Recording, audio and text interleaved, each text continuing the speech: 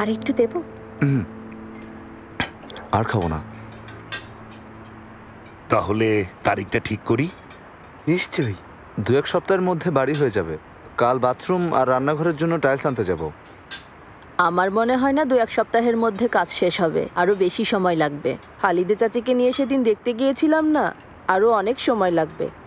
মনে হয় না সামনের বসন্তের আগে তোমরা বিয়ে করতে পারবে। না না, এই গরমে শেষ করব। মোস্তফা কিছুদিন থাকবে না, আসার পর বাবা ছেলে একসাথে কাজ ধরবে। মোস্তফার চাচাও সাহায্য করবে, শেষ হয়ে যাবে তাড়াতাড়ি। হলেই ভালো। পরের সপ্তাহে আমরা বিয়ের জন্য ড্রেস কিনতে যাব। আমি আমার বিয়েরটাই ওকে ঠিক করে দেব। অহেতুক আপনারা খরচ বাড়াতে যাবেন না। তা হবে কেন? ও নতুন জামাই পরবে। সেটাই তো ভালো হবে, সবকিছু নতুন হবে। নতুন কোনো অনুষ্ঠান তো হচ্ছে না, তাই না?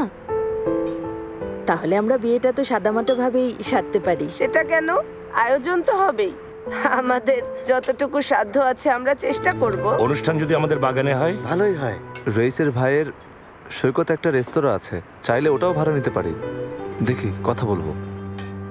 আমার মতে এসব অপচয়। বিয়েতে টাকা না খরচ করে বাড়ির পেছনে খরচ করো। সত্যি, আমরাও তো অনুষ্ঠান করিনি রাহমি। তখন তো মা বাবা মারা গেল। ওই অবস্থায় তবুও ইচ্ছা ছিল, কিন্তু আর করা হয়নি। হওয়ার কথাও না, শুনে খারাপ লাগলো। এই এলাকার অনেকেই নিজেদের জমির খাজনা আদায় করে না। ওই দ্বীপের লোকজনে সেখানকার জমি দখল করেছে। ওরা তো জমির বদলে জমি পেয়েছে, ফ্রিতে না। কিন্তু এখানকার জমির মূল্য ওদের জমির চেয়ে অনেক বেশি। আর এরা পুরো উপকূলীয় এলাকা দখল করে রেখেছে। তুমি তো সব জানোই মনির। হ্যাঁ হ্যাঁ, এদের ছাগল ভেড়া এসব উপকূলে ঘুরে বেড়ায়। এতে পর্যটকরা ভীষণ বিরক্ত হয়। এবছর এ নিয়ে অন্তত 10 থেকে 12টা কেস হয়েছে। হ্যাঁ তাই? আমার প্রচন্ড বিরক্ত লাগছে। তোরা যদি উঠতে চাস না, যাবো। ওদেরকে উঁচু পাহাড়ি জমিগুলো দেয়া যায়।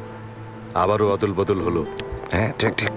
আর তখন যদি এই উপকূলীয় এলাকার উন্নয়নের জন্য কয়েকটা ভালো মানের হোটেল হয়, তাহলে খারাপ কি? না, এটা একদম ঠিক হবে না। পরিবেশের ক্ষতি হবে। ক্ষতি হবে না এন্দার আপা। ইউরোপে অনেক হোটেল আছে প্রাকৃতিক পরিবেশে ঘেরা, যেগুলো পরিবেশ বান্ধব, ঠিক না?